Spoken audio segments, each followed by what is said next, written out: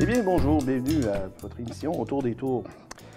C'est bientôt arrivant avec la fonte des neiges que l'apparition de petites pancartes noires avec un lettrage orange fera aussi son apparition, c'est-à-dire les logements loués et le déménagement du 1er juillet. C'est dans ce contexte que nous vous présentons notre prochain invité. Il s'agit de M. Gaétan Roberge, organisateur communautaire, qui répondra à toutes nos questions du 1er juillet. Monsieur Roberge, bonjour. Bonjour, simplement. Et qu'est-ce que pourriez-vous nous dire qu'est-ce qu'est l'organisme Comité Logement Ville-Marie? Parfait. Nous, on est un organisme communautaire, on existe depuis 42 ans et on a une mission, je dirais, double. La première mission, c'est d'informer les locataires de leurs droits. Donc, on a ce qu'on appelle un service de défense de droits. Les gens peuvent nous appeler ou venir nous voir. On rencontre les gens, puis on va les informer de leurs droits, de ce qu'ils peuvent faire, s'il y a des recours à exercer, comment les exercer, comment faire une demande à la régie, comment faire une demande à la ville. Donc, on les accompagne dans ça. On n'est pas des avocats, nous, on ne donne pas des conseils, on donne de l'information, puis on travaille dans ce qu'on appelle une optique d'aider les gens à s'aider eux-mêmes. C'est-à-dire, les gens ne sont pas nos clients, mais ce sont des locataires que l'on aide et on les fait cheminer à travers les dédales de la loi, mais les gens sont capables de comprendre puis on les accompagne dans ça. Ça, c'est le premier volet. Le deuxième volet, c'est qu'on fait la promotion du logement social. Donc, on essaie dans nos quartiers, il y a beaucoup de communautés de logement qui font la même chose. Dans nos quartiers, on essaie de créer des projets de logements sociaux. Par contre, il y a des organismes qui en font que très peu, mais nous, on a beaucoup travaillé. Je dirais que depuis quelques années, on feront 5 projets de coopérative dans le quartier. C'est extrêmement long, c'est beaucoup d'ouvrages, c'est très compliqué, mais quand même, ça donne des résultats. Et il y a un énorme besoin de nouveaux logements sociaux au Québec et à Montréal, entre autres. Donc, on travaille à développer ces projets-là, on fait amener des représentations. On soutient même ce qu'on appelle des noyaux fondateurs de coopératives. On les accompagne dans leur démarche pour réaliser les projets. C'est très long. Et juste pour éclairer, dans le fond, de téléspectateurs, et à ce moment-là, quelle est la différence entre justement une coopérative et un logement social? En fait, le logement social a 3 volets. Vous avez ce qu'on appelle un HLM, vous avez ce qu'on appelle une coopérative et des OSBL d'habitation. Les 3 sont de logement social. Un HLM, c'est le logement social public qui appartient à l'État. Par contre, les coopératives, ça appartient à l'ensemble des locataires. C'est une corporation sans but lucratif. Un peu comme des condominiums? Ou... À l'inverse des condominiums. Les condominiums, c'est que vous avez une charte des copropriétaires, mais c'est totalement l'inverse. Chaque propriétaire et chaque personne est responsable et propriétaire de son unité, tandis que la coopérative, c'est que tout le monde est locataire, mais la coopérative appartient aux gens dans l'ensemble, à la corporation. Et tant qu'on est locataire, on peut y résider, on a un bail, on a un contrat de membre, on accomplit des tâches, mais la propriété, elle est collective. Et un OSBL, on entend souvent ce mot-là, c'est avec une vocation. On va dire un OSBL, personnes âgées, problème de toxicomanie, c'est souvent de l'habitation un peu pour monsieur, madame, tout le monde, mais aussi avec une vocation sociale. Ça aussi, c'est un organisme sans but lucratif. Donc, les 3 forment ce qu'on appelle la grande catégorie de logement social au Québec. Donc, quand même. Parfait. Et il faut dire que vous offrez beaucoup de services, donc autant à la population, plus ou moins. Est-ce que c'est concentré un arrondissement particulier?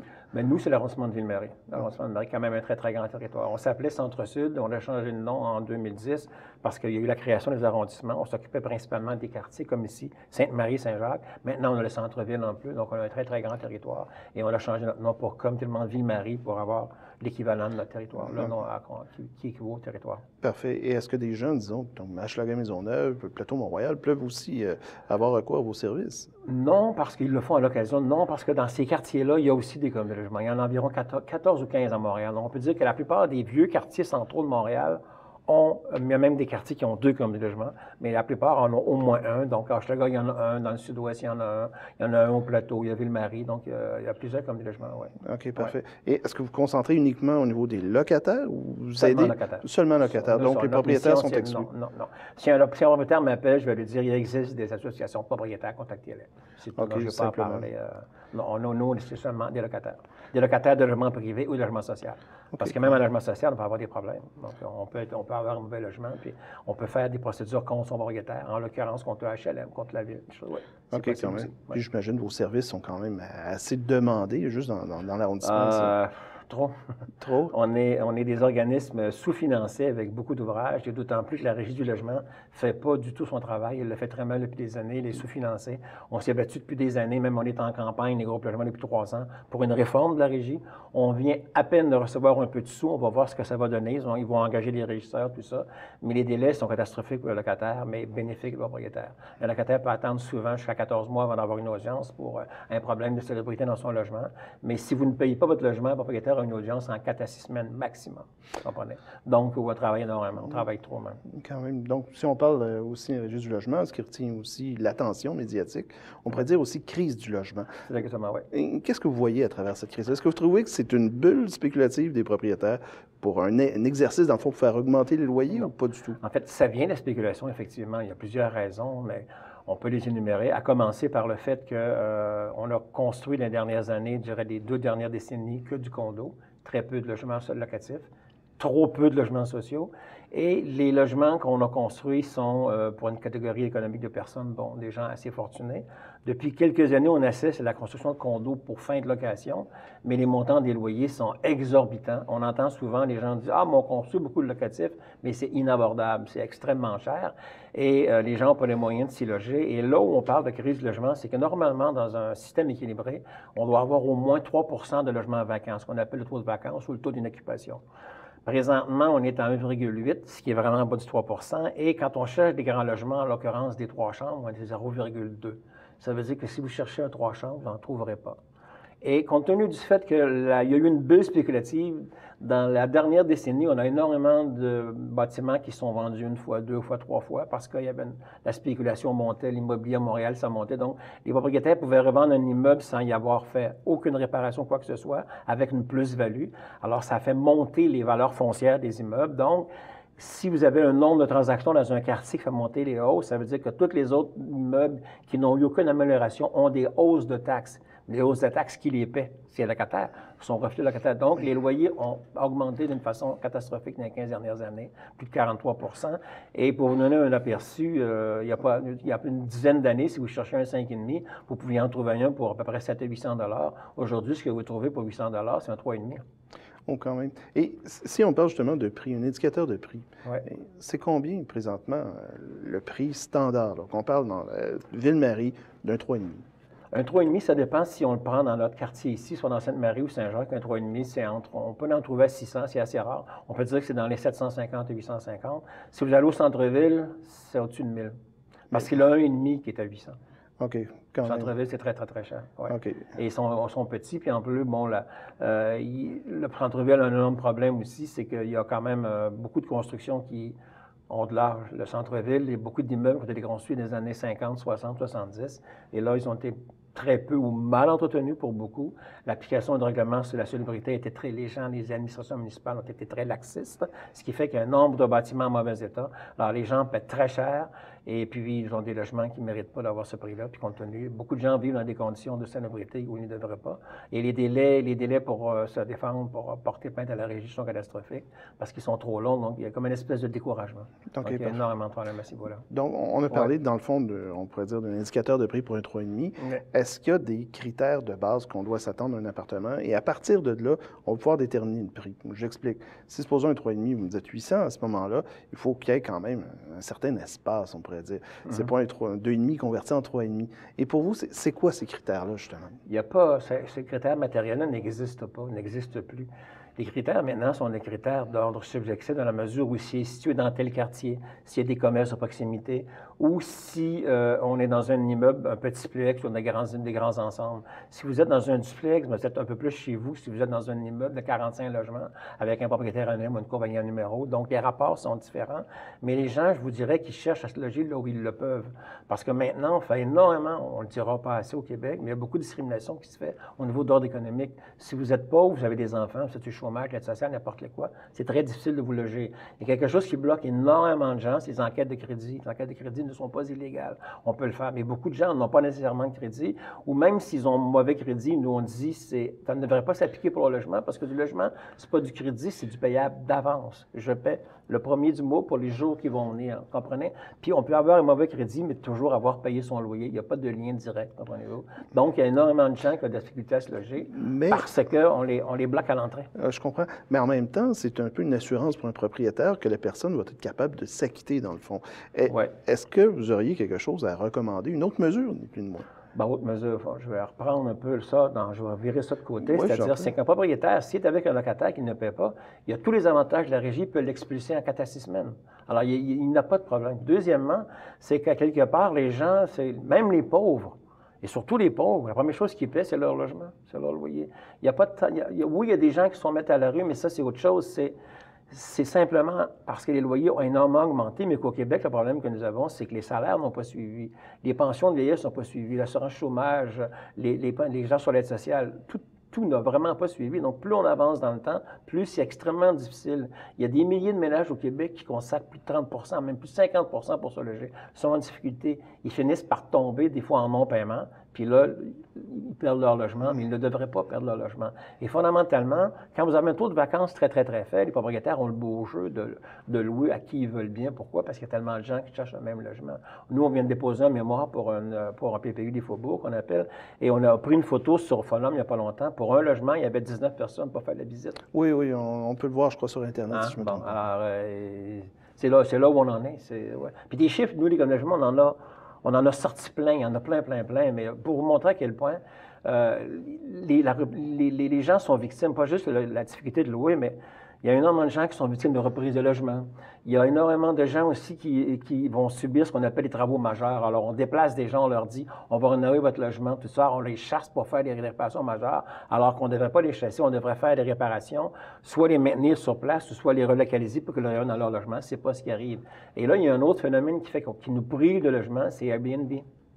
Airbnb, OK. Airbnb, c'est une catastrophe, ça, monsieur, si vous saviez. Juste, il y a une étude qui vient de sortir, qui a été faite par un comité de logement, celui du plateau.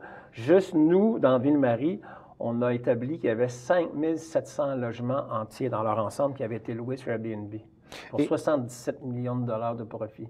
Alors, c'est des logements qui sont retirés du marché. C'est des logements où il y avait des locataires qu'on a chassés pour mettre des gens de passage.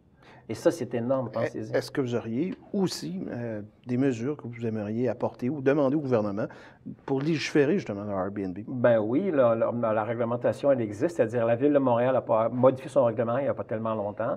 Le gouvernement du Québec a décidé il n'y a pas longtemps aussi d'engager des inspecteurs. On a eu un rapport récemment, c'est que les inspecteurs, maintenant qui sont en ministère du Revenu, ont émis des constats, mais sans je veux dire, c'est des avertissements, pardon. C'est des avertissements, il n'y a aucune pénalité. Personne n'a eu une amende. Donc, aucune mesure coercitive. Il y en a des mesures qui ne sont pas appliquées. Elles existent, la réglementation n'est pas appliquée. La Ville est très laxiste. La Ville se fie sur le gouvernement du Québec. Le gouvernement du Québec a dit on va engager des inspecteurs, mais ils ont fait que des lettres d'avertissement. Donc, présentement, à Montréal, n'importe qui peut faire du Airbnb, puis c'est sans conséquence, ce qui est dramatique. Et ça se fait énormément dans bien des quartiers centraux. En l'occurrence, Ville-Marie est rendu champion avec le plateau. On a dépassé le plateau pour ça. C'est catastrophique. Et vous n'avez pas idée des troubles de voisinage que ça entraîne, ça. Donc, vous êtes en train de nous dire quelque part que le Ville-Marie, ni plus ni moins, est en train de devenir un nouveau plateau. C'est ce que vous nous expliquez? C'est-à-dire, c'est un second plateau, oui. Bien, pas juste Ville-Marie. Moi, je suis locataire là-bas dans une petite patrie aussi, oui. Et c'est plus important parce que le centre-ville, oublions pas qu'on y a construit énormément, je pense 24 000 unités qui ont été construites à Montréal dans les dernières années. Au centre-ville, c'est 6 000 unités qui ont été construites. On construit énormément d'unités de logement, mais c'est de la spéculation. C'est beaucoup des investisseurs étrangers qui achètent ça. Ils les louent, mais ils les louent comment? À Airbnb. Alors, le centre-ville est en train de se faire. Et puis, on ne loge pas les gens, on ne loge pas monsieur, madame, tout le monde. On ne loge pas les familles dans ça. C'est pour les touristes, tout ça. Et en plus, c'est que ces logements-là, ces immeubles-là qui ont été créés, ça fait augmenter énormément les valeurs foncières qu'il y a autour. Donc, tout ça, quand on additionne tous ces phénomènes-là, ça devient assez catastrophique. Et aussi, le problème que nous avons, le programme qui crée le logement social s'appelle Axélogie. Il existe depuis 1998. Et pour la première fois en 21 ans, on a un gouvernement qui vient de présenter un budget, le gouvernement caquiste, où il y a 0 $ en construction de logement social. Je répète, 0 $. Même les libéraux qui nous avaient habitués à l'austérité, qui donnaient très peu d'unités par année pour le Québec, des 1500, des pots de chagrin, eux, c'est 0. 0, 0. Les pouvoirs publics ne comprennent pas. Et là, nous, moi, ça fait assez longtemps, ça fait 21 ans, je suis en logement. Je me souviens, en 2001, quand à l'époque, le maire Bouc était au pouvoir, on lui disait une crise de logement, il ne croyait pas. Ce sont les journalistes qui ont dit au maire à l'époque, je m'en rappelle, on était là, je pense que les groupes sociaux ont raison. Et on a vécu ça de 2002 à 2008. Donc, le marché s'est restabilisé et là, maintenant, il s'est encore dégradé. Donc, OK, quand même, c'est assez étonnant. Il faut dire, donc... Oui, très étonnant, mais sans ça ne l'est pas. Donc, si on résume, dans le fond, votre pensée, c'est qu'on peut dire quelque part que, oui, il y a un problème, c'est-à-dire que on a de plus en plus de gens qui louent justement sur Airbnb pour des accès touristiques. On a en ce moment de plus en plus de condominiums. Et finalement, on a aussi des quartiers, comme le quartier des fonctionnaires qu'on attend également. Ouais. Donc, à ce moment-là, ça risque d'augmenter. C'est ce que j'entends à ce moment-là, diminuer l'offre. Exactement. Donc, vous attendez une crise majeure, dans le fond, cet été? C'est une crise majeure, d'autant plus qu'elle n'est même pas accompagnée de solutions. Enfin, les solutions, nous, on les connaît. Ça fait des années qu'on revendique qu'il y ait plus de logements sociaux de construits. Et pire que ça, il y a environ 4000 unités de logements qui sont sur papier, des projets en développement dans les quartiers, mais qu'on n'a pas réussi à livrer ces projets-là. Pourquoi? Parce que les enveloppes budgétaires du gouvernement québécois sont insuffisantes. On avait des enveloppes où les coûts de construction dataient de 5-6 ans en retard. On a une pénurie de main-d'œuvre, la hausse des taux, là, c'est extrêmement difficile. Comme individu, comme personne, je pilote un projet de coopérative qui va être au centre-ville, derrière le Centre-Bain, qui s'appelle la coopérative de la Montagne Verte, un immeuble de 14 étages, 136 logements. Ça fait 12 ans que j'en suis le vice-président sur papier. 12 ans. Et ce projet-là, si tout va bien, va peut-être voir le jour dans 2 ans et demi. Alors, non seulement on a eu de la difficulté à livrer le projet, mais en plus, on perd des unités de logement, et en plus, si je peux employer une mauvaise expression, l'État met 0 sous de logement social. Alors, moi, j'appelle ça un mur. On est dedans, ça fait longtemps, mais là, ça va craquer. Okay. Les gens vont être à la rue. Et moi, je me souviens, dans les années 2002, 2003, 2004, chaque comité de logement, des fois, on se retrouvait avec 50, 60 ménages, des dossiers qu'on avait des gens qui étaient à la rue. Il a fallu créer des mesures d'urgence, louer des hôtels, tout ça pour loger les gens. Non. Si vous tapez sur le net, faites le crise du logement, vous allez voir des chiffres, c'est assez catastrophique. Parfait. Ouais. Donc, écoutez... Excusez, même la Ville le sait. La Ville de Montréal le sait parce que la mairesse, ils ont fait publier un petit texte il y a quelques semaines qui disait aux gens, si vous déménagez, pensez-y. Trouvez-moi un logement avant de donner notre notice. Ils le savent. Montréal, je pense, le sait. C'est Québec qui ne le sait pas. OK, quand même. C'est un dossier assez toffé, vraiment. Oh, oui, non, puis là, j'ai sauté. Là, il y a beaucoup de... OK. Beaucoup de choses à dire, beaucoup de chiffres à donner même. Si on revient aussi à une autre activité, dans le fond, que vous offrez, on s'appelle au Comité de logement Ville-Marie, c'est de donner des conseils. Est-ce que vous avez des conseils à ce moment-là pour choisir, dans le fond, un logement abordable? Bien, c'est-à-dire, quand on dit abordable, on explique aux gens soit comment aller vers le logement social, on leur explique comment faire des démarches, on leur donne même des formations pour des coopératives, des projets. On leur explique aussi ce qu'ils doivent, qu'est-ce qu'ils doivent regarder lorsqu'ils visitent un logement. On leur donne des trucs à l'effet de ne jamais visiter un logement seul, toujours visiter au moins avec une autre personne, parce que si vous êtes propriétaire, je vous parle, vous me parlez, mais si j'ai un ami ou une amie qui va regarder, qui va aller dans la salle de bain, voir si les choses fonctionnent, les champleurs, qui va pouvoir jeter un coup d'œil un peu partout, donc on urgent de regarder ça. Deuxièmement aussi, de poser des questions aux propriétaires, pourquoi le logement est vide ou pourquoi les gens s'en vont, puis de ne pas avoir peur de demander aussi, bon, est-ce que c'est bien chauffé ici, est-ce que l'isolation est bonne, poser des questions sur le cadre bâti pour savoir, demander aussi les gens qui sont ici ou qui partent, ça faisait longtemps qu'ils étaient là, pour voir, pour comprendre les habitudes, et aussi de poser des questions, voir, bon, quel est le montant du loyer présentement, combien vous louez, parce que nous, ce qu'on réclame depuis des années, c'est un registre des loyers, parce que s'il y avait un registre des loyers, le propriétaire ne pourrait pas mentir, je le saurais, le prix du loyer, donc ça pourrait vraiment m'aider. Et c'est une des rares choses en société de consommation où on ne peut pas négocier en sachant le prix de base. On achète une voiture, je le sais le prix, même si elle est usagée. J'ai un prix de base, j'ai un prix pour discuter, mais pour un logement, je ne l'ai pas. Et y a-t-il quelque chose de plus important qu'un logement? Bien, quand même, on peut toujours demander à l'ancien locataire d'avoir une copie du bail. Oui. Et à ce moment-là, de savoir... Vous avez raison, sauf que très, très, très peu de locataires ont ce réflexe-là d'avoir la gentillesse de l'envoyer à l'occupant, de le donner. Tout ça, ils ne veulent pas. Et oui, le recours existe. C'est un recours sur la clause G, mais c'est un recours qui est insuffisant. Et le pire, c'est que la clause G, elle existe, c'est dans le bail, mais si vous ne le mettez pas, il n'y a pas de pénalité. OK, quand même. Donc, c'est inopérant. C'est pour ça qu'on veut un registre des loyers qui est extrêmement important. Puis un contrôle des loyers aussi, parce que, regardez bien, là, non seulement il y a une rareté, mais les prix sont très élevés. Mais si vous avez écouté les nouvelles il y a 2 jours en France, ils viennent de refaire pour la 2e fois. Nous, on appelle ça le contrôle des loyers, on appelle ça le plafonnement des loyers. Les grandes villes, 35 grandes villes françaises viennent de décider de geler les loyers. Même Paris le fait. Parce qu'ils vivent une crise de logement. Oui, mais à ce moment-là, c'est des taxes, à ce moment-là, c'est des taxes foncières que la Ville ne recevra pas aussi. Oui et non, c'est pas comme ça qu'il faut le voir. On va les recevoir, les taxes, parce que même si le loyer est gelé, écoutez, il en rentre de l'argent.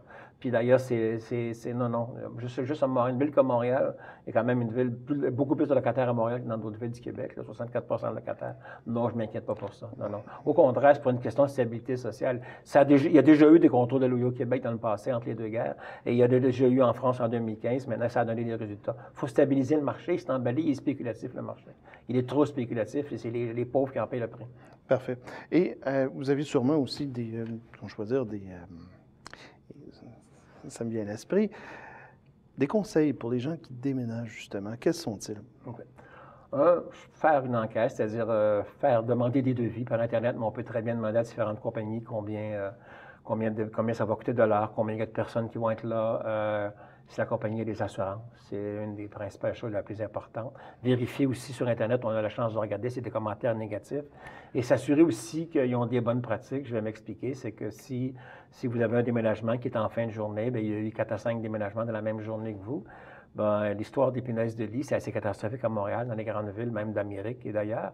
Il faudrait voir si le camion est propre. Donc, vous, si vous avez à déménager, si vous avez des matelas, des choses comme ça, bien les mettre dans les enveloppes, bien les mettre propres pour pas que vous ayez de contamination, parce qu'il se peut que vous n'ayez aucun problème. Vous mettez vos meubles dans un camion qui, lui, est contaminé, vous ramenez ça chez vous. Là, vous avez un énorme problème, mais c'est assez difficile s'en départir. Les traitements ne sont pas toujours bien faits. Et il y a des mauvaises et des bonnes compagnies, mais il y a beaucoup de mauvaises compagnies pour l'éradication. Les exterminateurs ne sont pas tous professionnels au sens où ils devraient l'être. Donc, faire attention quand les gens déménagent et aussi s'assurer aussi au niveau du prix. Puis le drame que nous avons, nous, au Québec, c'est que le 1er juillet tombe la fête du Canada. Le 1er juillet, donc, on charge beaucoup plus cher qu'en temps normal. Donc, les compagnies vont charger de 15 jours à 30 jours avant, de 15 jours à 30 jours après le 1er juillet, plus cher qu'ils chargeront en temps normal. Donc, si les gens peuvent déménager avant, c'est plus avantageux. Et le drame que vous avez aussi, c'est que les compagnies de déménagement, vous allez en voir, qui vont offrir des prix très avantageux. Mais s'ils n'ont pas d'assurance puis qu'ils brisent vos objets, bien là, vous ne pourrez pas les poursuivre. Ou si vous les poursuivez, ils sont non solvables. Puis vous allez avoir un déménagement, ils ne seront peut-être même pas présentés, mais vous allez avoir des choses, des objets de valeur qui ont été brisés, puis vous n'avez aucun recours. Donc, c'est important. Puis déménager aussi, il ne faut pas oublier que c'est quelque chose qui est... Il faut que les gens le fassent par eux-mêmes, mais les gens se fichent des professionnels, mais il y a des compagnies qui ne sont pas très professionnelles. Parfait. Il y a beaucoup de plaintes. Elle le fait à la protection du consommateur, vous allez voir, il y a beaucoup de plaintes sur plein de déménagements. Parfait. Les entreprises. Donc, allez voir simplement, justement, ça. Puis à des amis, surtout, bien important. Oui. Toujours parler à des gens qui ont fait quelque chose. Moi, personnellement, j'ai déménagé il y a 13 ans. J'ai fait affaire à une très bonne compagnie que j'ai référé à d'autres. Et les 2 autres personnes m'ont dit qu'ils avaient été très bien servis. Donc, c'est important. OK, le bouche-à-oreille, le bouche-à-oreille, c'est toujours la meilleure valeur. C'est pas mal bien. Parfait. En terminant, à quel numéro on peut vous rejoindre? Au 514-521-5992. Et on est situé au 1710 rue Baudry, local 2.6. Parfait. M. Roberge, merci d'être venu autour des tours. Merci beaucoup, c'est très gentil. Merci de l'invitation.